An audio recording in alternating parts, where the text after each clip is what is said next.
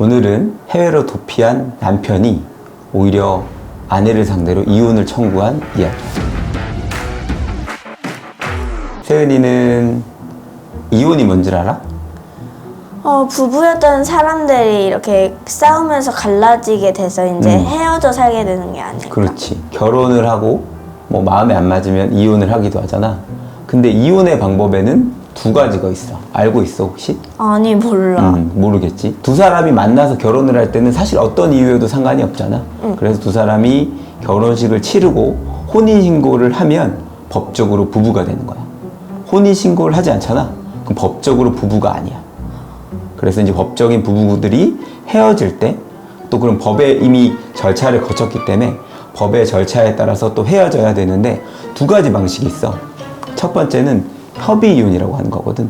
두 사람이 좋아서 결혼한 것처럼 이제는 마음이 맞지 않을 때 헤어지자 라고 두 사람의 뜻이 합치되면 이혼을 할 수가 있는 거야. 그때는 사람들이 헤어질 때 섣불리 헤어지면 안 되잖아. 그래서 이제 법원에 가서 진짜로 진지하게 헤어지려고 하는 건 맞는지 의사를 확인받고 판사님 앞에서 한 번 더 확인을 받아. 특히 이제 자녀분들이 있을 경우에는 두 사람이 성급하게 헤어지면 안 되기 때문에 숙려기간이라는 기간을 갖고 이제 고민을 해보라는 거야. 그래도 헤어지게 됐다. 그러면 여러 가지를 정해서 이혼을 하게 되는 거지. 이거는 두 사람의 뜻이 맞을 때. 두 번째 방법은 두 사람의 의사가 맞지 않는 경우야. 한 사람은 이혼을 원하지 않을 수도 있고 둘 다 이혼을 원하는데 저 사람의 잘못으로 내가 이혼을 하고 싶을 때, 그럴 때는 재판상 이혼을 하는 경우가 있어. 재판상 이혼을 하는 경우에는 총 6가지의 사유가 있거든. 욕설을 하거나 폭행을 한다거나 이렇게 해서 부당한 대우를 했다거나 아니면 부정행위라고 해서 배우자를 두고 다른 사람과 교제를 했다든지 소위 말해서 뭐 바람을 피웠다. 들어봤지? 그리고 악의의 유기라고 해가지고 배우자를 두고 도망가는 거야. 사실 요새는 그런 적이 잘 없거든. 근데 예전에는 전화도 없을 때는 갑자기 배우자가 집을 나가서 돌아오지 않는 거야. 그런 경우는 이혼 사유가 되기도 했어. 그리고 3년간 그 생사가 불분명할 때. 그리고 6번째 사유가 기타 혼인관계를 유지하기 어려운 중대한 사유가 있을 때. 이건 되게 폭넓어. 세인이 아직 미성년자니까 이혼에 관한 뭐 그런 얘기를 아빠가 해주려고 하는 건 아니고, 오늘은 단심이라는 아내의 이야기야. 이 단심이라는 여자분은 굉장히 착하신 분이었어. 그래서 나중에 결혼을 해가지고 변심이라는 아저씨를 만나게 돼. 근데 이 변심이라는 아저씨는 조금 성실하진 않았어. 사업을 하면서 다른 사람한테 빚도 많이 지고 그리고 형사적으로 문제가 되기도 했어. 그런데 이 단심이라는 아주머니는 본인이 선택한 남자를 끝까지 책임지겠다 생각을 했지. 그래서 두 사람이 결혼을 생활을 하다가 그 변심이라는 아저씨가 큰 저지른 사고들이 너무 커서 이제는 수습이 안 되는 거야. 그 아저씨가 뭐라고 했냐면, 내가 외국으로 조금 잠깐 피해 있어야 될 것 같다. 그렇기 때문에 내가 먼저 외국에 나가서 조금 주변 정리가 되면 그때 당신을 부르겠다. 그럼 우리 외국 가서 같이 살자. 이렇게 얘기한 거야. 사실 뭐 주변에 친구들도 다 한국에 있고 가족들도 다 한국에 있었기 때문에 내키지 않았지만 남편이 그렇게 제안하니까 단심이 아줌마는 그래 어쩔 수 없겠다고 생각을 했어. 그런데 변심이 아저씨가 외국에 간 뒤로 처음엔 연락이 있다가 점점 연락이 뜸해지는 거야. 찾아오지도 않고. 그렇게 1년이 지나고 2년이 지나도 계속 연락이 안 되는 거야. 사실 2년 동안 연락이 안 되는 건 좀 이상하잖아. 근데 그 시간이 점점 흘러서 결국에는 8년의 시간이 흘렀어. 8년 동안 외국에 나간 남편을 못 보게 된 거야. 근데 그 중간에 어떤 얘기를 들었느냐? 그 변심 아저씨가 결혼을 했다는 거야. 다른 사람이랑. 어떤 현지 여인이랑 결혼을 해서 아이를 낳고 식당을 하고 있다는 거야. 그걸 누구로부터 들었냐? 지인들이 외국에 여행을 갔다가 우연히 봤다는 거야. 그럴 리가 없다. 내 눈으로 직접 보기 전까지는 믿기 어렵다. 서울 가서 김서방 찾기도 아니고 외국 가서 그걸 찾는 게 쉽지 않잖아. 단심이 아줌마는 남편이 다시 연락을 주기만을 기다리고 있었어. 그런데 연락이 왔어. 어떻게 연락이 왔냐? 법원을 통해서 이혼 소장이 온 거야. 자기는 8년 동안 기다렸는데 이혼을 해달라 라는 이혼 소장을 변심이 아저씨가 보낸 거야. 와, 어이없네? 어이없지. 덕관화장도 유분수지.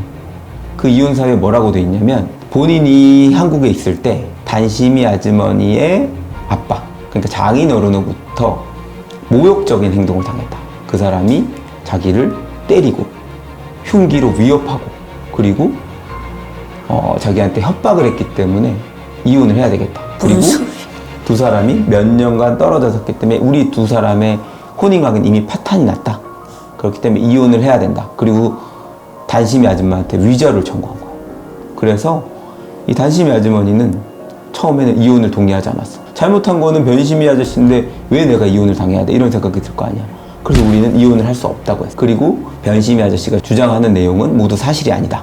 이렇게 대응을 했지. 근데 재판을 여러 번 거치면서 변심이 아저씨는 재판에 나오지도 않고 그냥 증거도 없이 주장만 하는 거야. 그래서 아빠는 이 주장이 사실로 인정되기 어렵기 때문에 청구가 기각돼야 된다.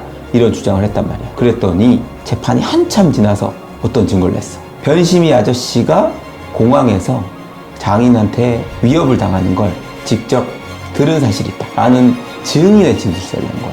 그래서 우린 이 사실을 믿기 어렵다라고 했지만 재판은 원고와 피고는 이혼한다 이렇게 판결을 내리신 거야. 그 이유는 폭행 이런 것들이 있는 것으로 보이고 두 사람의 떨어진 기간이 너무 길기 때문에 혼인관계가 사실상 파탄났다. 다만 위자료를 줄 만한 사정은 아니다. 그래서 이혼하라는 판결을 내렸지. 너무 억울하잖아. 그래서 우리 단심이 아주머니가 항소를 했지. 그러면 그 증인 진술서를 낸 그 증인 진술을 뒤집어야 될 것 같은 거야. 그래서 그분을 증인으로 부르려고 했었거든. 그래서 아빠가 그 증인 진술을 곰곰이 보다 보니까 이상한 점을 발견했어. 뭔데? 변심이 아저씨가 한국에 주소가 있을 거 아니야? 소송을 제기하기 위해서. 그분은 이제 외국에서 살고 있었지만 근데 한국에 있다는 그 주소랑 그 증인의 주소가 똑같은 거야. 이상하지? 뭐 형제라면 가족이라면 같이 살겠지만 특별히 남남이라면 그럴 이유가 없잖아. 그래서 아빠가 그 증인 진술서를 낸 그 아저씨의 그 증인 진술서에 핸드폰 번호가 있었거든. 그걸 저장했어. 전화해서 물어보려고 어떻게 된 건지. 불현듯 그 증인의 SNS가 보고 싶어진 거야. 그 실제로 그 우연히 봤다? 근데 아빠가 대단한 걸 알게 됐지. 그 증인인 변심이 아저씨가 결혼을 한 여자분의 언니의 남편이었던 거야. 그러니까 동서지간이었던 거야. 그래서 실제로는 그런 사실을 들은 사실도 없음에도 불구하고 그런 사실을 들은 것처럼 그렇게 거짓된 진술을 한 거야.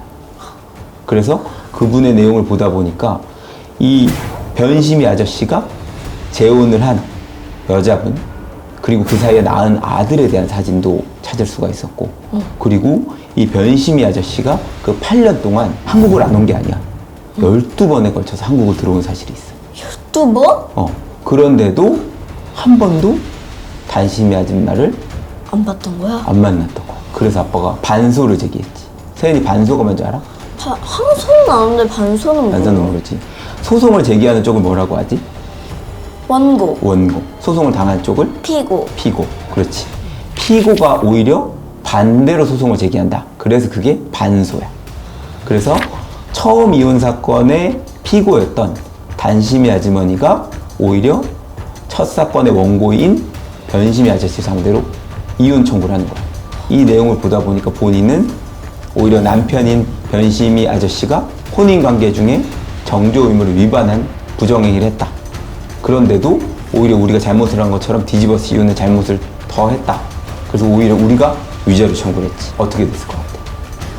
그럼 이번에는 이혼을 하라는 얘기가 나오지 않았을까? 그렇지. 두 사람의 이혼의 의사는 합치됐었고 변심이 아저씨 잘못이 객관적으로 드러났지. 그래서 항소심에서 오히려 귀책 사유는 단심이 아주머니가 아니라 변심이 아저씨한테 있다고 판결이 나고 위자료를 주도록 했어. 그래서 사실은 이혼을 그렇게 하게 된 것이 단심이 아주머니는 내키진 않았을 거야. 다만 8년 동안이나 떨어져 있으면서도 자신한테 연락도 한 번 안 하고 한국에 왔으면서도 찾아보진 않았던 사람을 더 이상 믿고 살기는 어려웠겠지. 그리고 본인이 잘못을 해놓고도 우리한테 덤터기를 씌웠잖아. 그에 따른 법적인 책임을 지게 돼서 사실 세은이한테 이혼에 관한 얘기는 너무 어렵기도 하고 적절치 않아서 얘기하지 않으려고 하다가 이 얘기는 조금 재밌을 만한 이야기여서 해주게 됐어. 재밌었어. 응. 아빠가 다음에는 민사소송에 관한 얘기를 한번 해줄게. 와. 오늘 여기까지. 와.